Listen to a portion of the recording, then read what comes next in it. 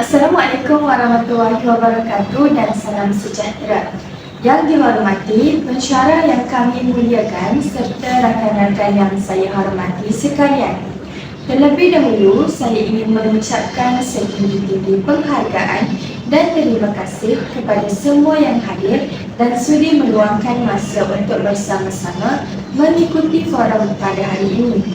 Untuk maklumat semua, forum kita pada hari ini akan membincangkan satu topik yang sangat penting dalam kehidupan masyarakat, iaitu kepentingan kesantunan berbahasa dalam kehidupan bermasyarakat.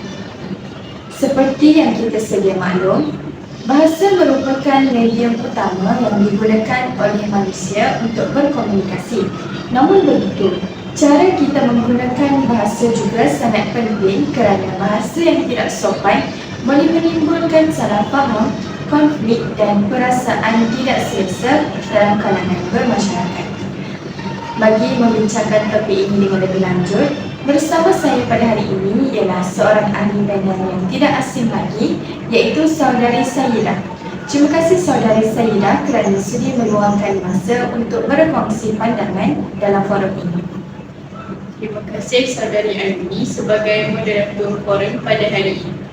Assalamualaikum warahmatullahi wabarakatuh dan salam sejahtera kepada pensyarah yang dihormati serta rakan-rakan sekalian. Saya Sayyidah dan berasa amat berbesar hati kerana diberi peluang untuk berkongsi pandangan berkaitan kepentingan kesantunan berbangsa dalam kehidupan bermasyarakat. Pada pandangan saya, topik ini sangat relevan dengan situasi masyarakat pada masa kini kerana penggunaan bahasa yang sopan semakin mencabar, terutamanya dengan kewujudan media sosial dan komunikasi digital. Baiklah Saudari Sayyidah, sebagai permulaan perbincangan kita pada hari ini, bolehkah Saudari jelaskan apakah yang dimaksudkan dengan kesantunan berbahasa? Terima kasih atas soalan tersebut. Kesantunan berbahasa merujuk kepada cara seseorang menggunakan bahasa dengan penuh sopan, beradab dan menghormati orang lain ketika berkomunikasi. Kesantunan ini bukan sahaja melibatkan pemilihan kata yang sesuai, tetapi juga melibatkan nada suara, ekspresi muka serta tingkah laku ketika berinteraksi dengan orang lain. Sebagai contoh, apabila kita bercakap dengan orang yang lebih tua seperti ibu bapa, guru atau pensyarah, kita perlu menggunakan kata sapaan yang sesuai seperti tuan, puan, cikgu atau doktor. Hal ini menunjukkan rasa hormat dan menghargai kedudukan mereka. Selain itu, kesantunan berbahasa juga bermaksud kita perlu mengelakkan penggunaan kata-kata yang kasar, menghina atau menyakitkan hati orang lain. Dengan kata lain, kesantunan berbahasa membantu kita menjaga hubungan yang baik dalam masyarakat. Terima kasih Saudari Sayyidah atas penjelasan yang sangat jelas itu. Seterusnya, pada pandangan Saudari, apakah kepentingan kesantunan berbahasa dalam kehidupan bermasyarakat? Terima kasih atas soalan tersebut. Pada pandangan saya, kesantunan berbahasa mempunyai beberapa kepentingan yang sangat besar dalam kehidupan bermasyarakat. Pertama, kesantunan berbahasa dapat mewujudkan hubungan yang harmoni antara individu dalam masyarakat. Apabila seseorang bercakap dengan sopan dan menghormati orang lain, komunikasi akan menjadi lebih positif dan dapat mengelakkan konflik atau salah faham. Kedua, kesantunan berbahasa juga dapat mencerminkan kepribadian seseorang individu. Individu yang menggunakan bahasa yang sopan biasanya akan dianggap sebagai seorang yang berakhlak mulia, berpendidikan dan mempunyai nilai moral yang tinggi. Ketiga, kesantunan berbahasa juga penting dalam situasi rasmi seperti mesyuarat, forum, pembentangan dan perbincangan ilmiah. Dalam situasi tersebut, penggunaan bahasa yang sopan dan teratur akan menjadikan komunikasi lebih profesional dan mudah dipahami. Baiklah Saudari Sayyidah, Seperti yang kita tahu, penggunaan media sosial pada masa kini semakin meluas dalam kalangan masyarakat. Namun begitu, kita sering melihat terdapat pelbagai komen yang kurang sopan dan boleh menimbulkan konflik dalam media sosial. Pada pandangan saudari, bagaimanakah cara untuk mengamalkan kesantunan berbahasa ketika memberikan komen di media sosial? Terima kasih atas soalan yang sangat menarik itu. Pada pandangan saya, terdapat beberapa langkah yang boleh diamalkan untuk memastikan kita sentiasa menjaga kesantunan ketika berkomunikasi di media sosial. Pertama, kita perlu berfikir terlebih dahulu sebelum menulis sesuatu komen. Kita haruslah memastikan bahawa komen tersebut tidak menyinggung perasaan orang lain atau mengandungi unsur penghinaan. Kedua, kita perlu menggunakan perkataan yang sopan dan berhemah walaupun kita tidak bersetuju dengan pandangan seseorang. Kita boleh menyampaikan pendapat dengan cara yang lebih baik seperti menggunakan ayat pada pandangan saya atau saya berpendapat bahawa. Ketiga, kita perlu sentiasa menghormati perasaan orang lain kerana walaupun komunikasi berlaku secara dalam talian, setiap individu tetap mempunyai perasaan yang perlu dijaga. Terima kasih saudari Selida atas penerangan tersebut. Seterusnya, apakah peranan individu dalam memastikan kesantunan berbahasa terus diamalkan dalam masyarakat kita?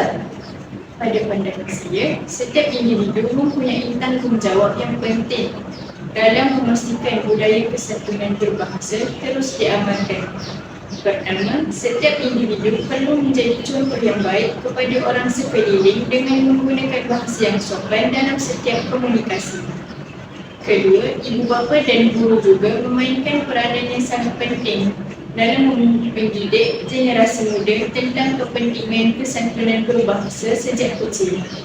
Selain itu, masyarakat juga boleh saling mengingatkan antara satu sama lain sekiranya terdapat individu yang menggunakan bahasa yang kurang sopan. Namun begitu, teguran tersebut perlulah disampaikan dengan cara yang berhemah agar tidak menyinggung perasaan. Baiklah saudari Selida, sebelum kita mengakhiri forum ini, saya ingin mengemukakan satu soalan terakhir. Apakah kesan yang mungkin berlaku sekiranya kesantunan berbahasa tidak diamalkan dalam masyarakat? Sekiranya kesantunan berbahasa tidak diamalkan dalam masyarakat, pelbagai kesan negatif boleh berlaku.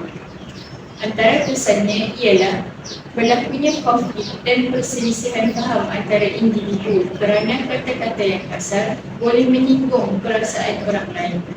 Selain itu, masyarakat juga boleh menjadi kurang harmoni kerana komunikasi yang tidak sopan boleh merosakkan hubungan antara individu. Akhir sekali, penggunaan bahasa yang tidak sopan juga boleh mencerminkan imej yang kurang baik terhadap diri seseorang serta masyarakat secara keseluruhan. Terima kasih diucapkan kepada saudari Selida atas perkongsian yang sangat jelas, bernas dan bermanfaat sepanjang forum kita pada hari ini. Sebagai kesimpulan daripada perbincangan yang telah dijalankan, dapatlah kita fahami bahawa kesantunan berbahasa merupakan satu aspek yang sangat penting dalam kehidupan bermasyarakat. Hal ini kerana bahasa bukan sekadar alat komunikasi tetapi juga mencerminkan kepribadian, nilai moral serta tahap adab seorang individu.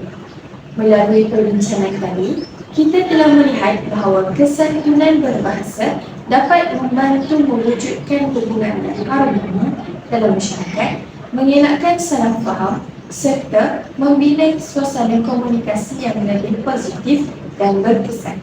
Selain itu, penggunaan bahasa yang sopan juga dapat mencerminkan imej diri yang baik dan menunjukkan rasa hormat terhadap orang lain tanpa mengira umur, kedudukan atau latar belakang.